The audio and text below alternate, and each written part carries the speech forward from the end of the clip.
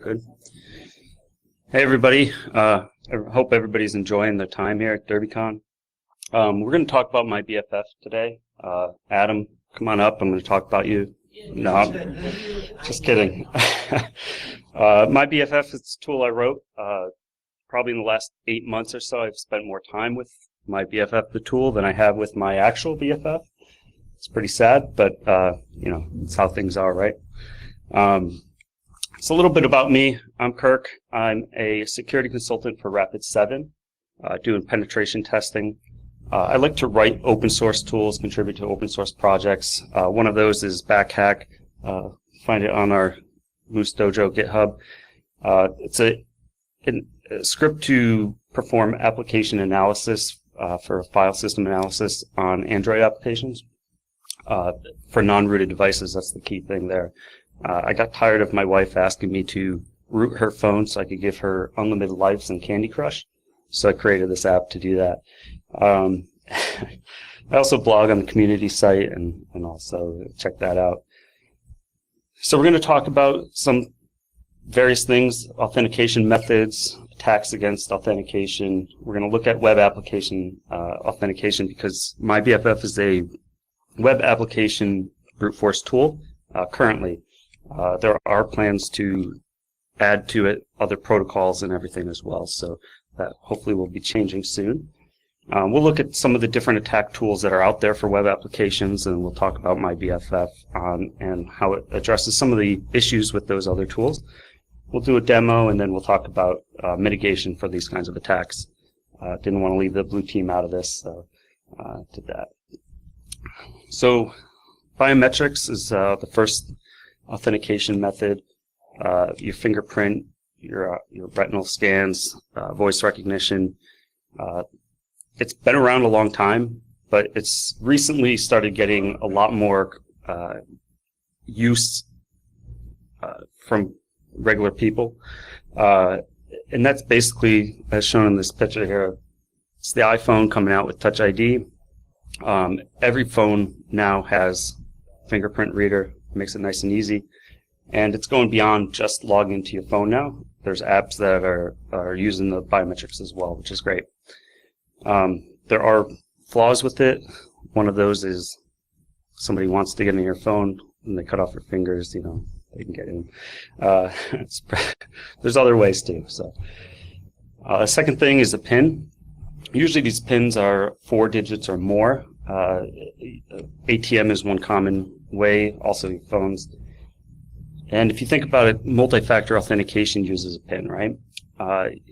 You have your Google Authenticator, your RSA token. These are refreshing every 60 seconds with a new PIN for you to use. And that's, in my opinion, the best place for a PIN to be used. And lastly, the most common, username and password. We all use those to log in our computers. We use them to log into websites and all that. So we're going to talk about usernames and passwords because that's the most common. So first thing we need is the usernames, right? So how do we get usernames? That's easy. LinkedIn, you can scrape for targets there. You can use Google searches, use any number of tools, and more and more I'm seeing on company websites listing of all their users. I don't know why that is. Companies seem to think it's not a big risk. It just makes my job easy. So I'll go there, scrape it, and have a full directory listing. And if nothing else, go into timing attacks against OWA or other services using census data makes it nice and easy to gather those usernames. So we want the passwords, right? So how do we get passwords? Well, there's different techniques, right? We have brute force. Brute force is just as many passwords against a username as possible. That could be using a dictionary, could be using pure brute force, trying every possible combination. We also have the inverse of that, which is password spraying. That's using a lot of usernames but one password, which is how myBFF goes about it. And determining which one to use kind of determines if it's an offline or an online attack.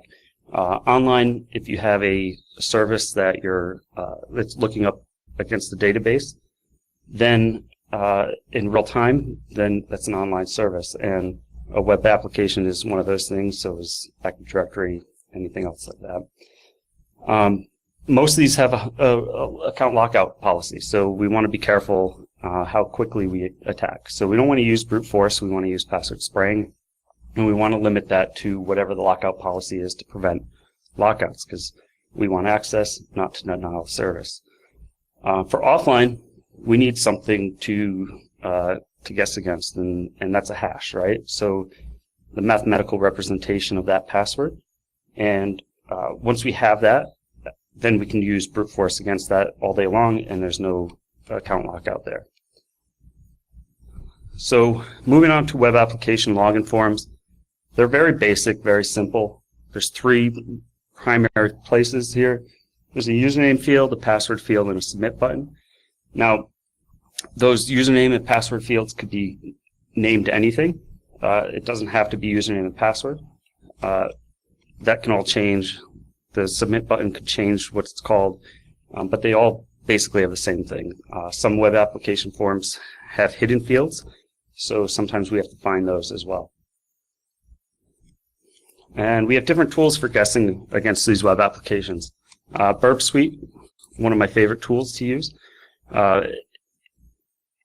You get to see that traffic, you proxy it through, and you can decide, okay, this is the username field, this is the password field, I want to run an attack, and then look at that, the results afterwards. There are one-off scripts for specific applications, so some that I've used are for Citrix or others, just to attempt against that, but it's very specific to that application only. And especially with Citrix, it seems like every couple of years they change how everything's written, and you have to have a new script. So one script you have for the Citrix built in 2010 isn't going to work in 2016, which can be a pain. And lastly, there's myBFF, which I wrote. So what is myBFF? It's a brute force framework. It's modular, it's intelligent, and it goes beyond just regular brute forcing. So we have a couple of different modules right now, and it's easily extensible. You just add new modules, and it just works.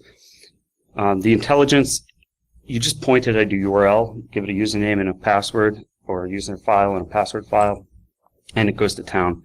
Figures out which application it is, it does its guessing, responds if it's valid or not. And I got kind of tired of just using scripts or anything that just tells me if it's valid or not, and I wanted to go a little further. And so it does that. And I'll get into what that means in a little bit. So each module is going to have a few different parts. First thing is a fingerprint. I need to know how to know what that, which module to run. So I'll look at the results from the initial request, look for a certain string, look for a cookie value, something that's going to differentiate that application from another.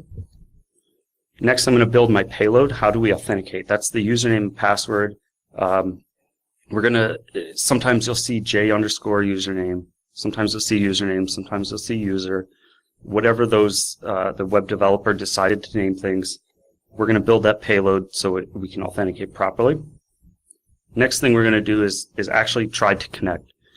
And this is where every script out there, this is what they do. It tells you if it's valid or invalid, right? And lastly, with myBFF, we want to do something cool. And so what does that mean?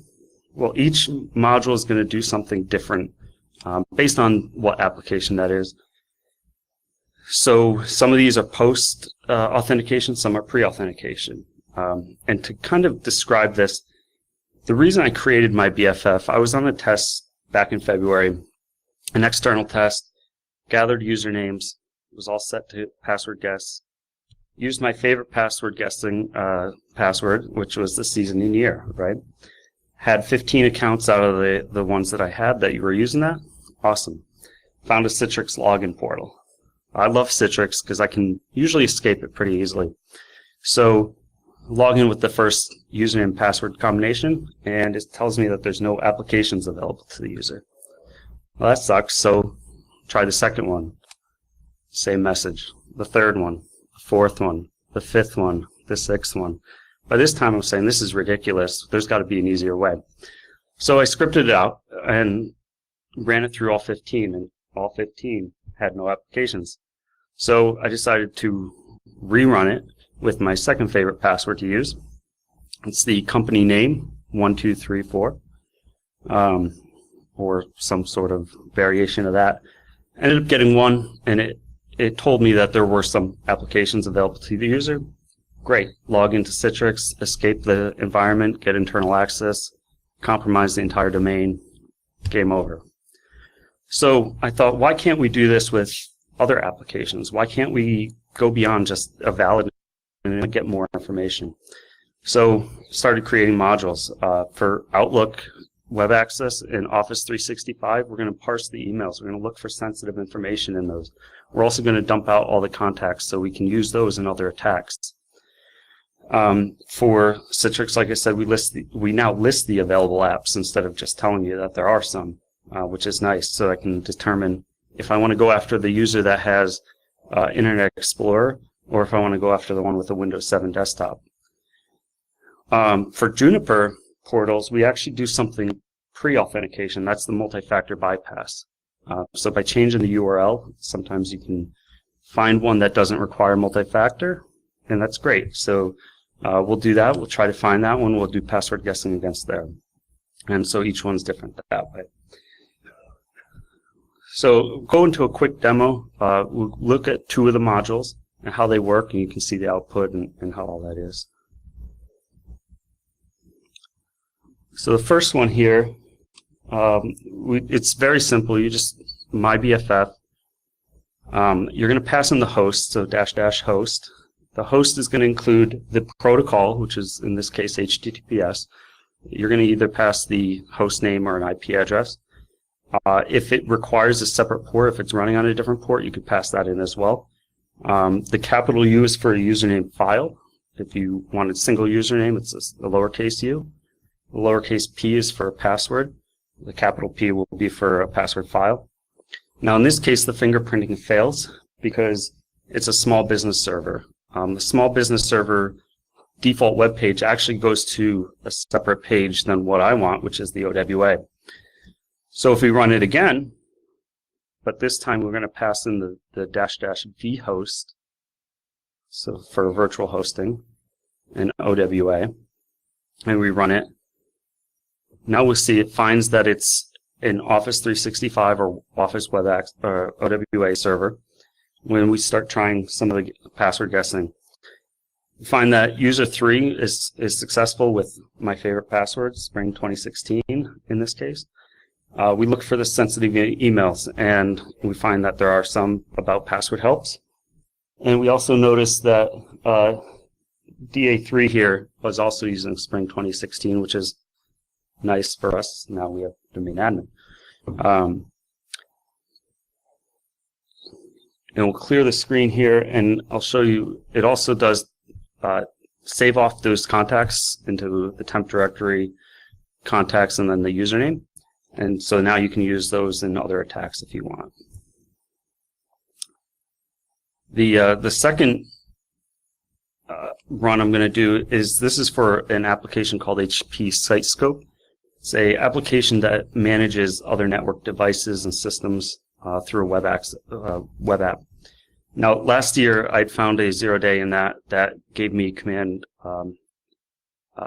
injection and one of the tools, and created a Metasploit module and everything for that as well. So what we'll do is here is it's running on port 8080. So we'll type in the same thing, the host. We'll give it the port 8080 here. We'll just give it a single username and a single password to guess here. By default, the application came with no authentication, which was nice when I was on the test and found it. And once we run this, and it finds it, it'll actually build a RC file for Metasploit, and it'll run that module. Loads that up and runs the exploit, and now we have an interpreter session. We run get UID, and we'll see it's running a system. So that's the basic interface. We have multiple modules. You can check all those out. The development is open source on our Rapid7 GitHub page.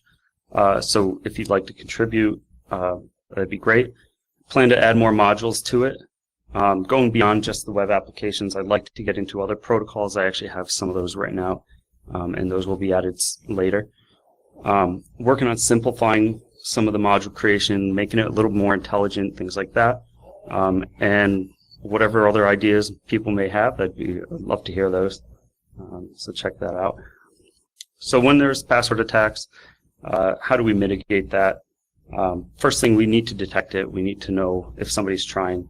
And that could be against a single account. It could be against a slew of accounts. So you want to be able to monitor for that so you can take action. Next thing, you want multi-factor authentication. That's going to make it much harder. Just don't use the Juniper bypass and have kind of a backdoor in there, because otherwise we'll find it. And lastly, use strong passphrases. Don't use spring 2016, or now it's fall, so don't use fall 2016. Use something longer, more complex, and more difficult. Some of the things that are being added to myBFF that I don't have a slide for, but we're doing proxy support, so you can actually route your attacks through multiple proxies or single proxies, so you can hide where you're coming from. We have a demo mode, or I call it dummy mode, which will just do password guessing. It won't do that extra something cool if you don't need that. We have timing changes, so when you do a password file, we go through all the users with the first password, then we go to the second password, and then the third, so it's more of a spray. The timing is actually going to, after the first one's done, wait a certain amount of time and help you avoid that account lockout. So if you know that account lockout, you'll be able to kind of tailor that. And there's some other stuff coming out too, so hopefully you guys will check that out. This is my contact information, GitHub where you can get it. If anybody has any questions, be happy to take those. No? Thank you.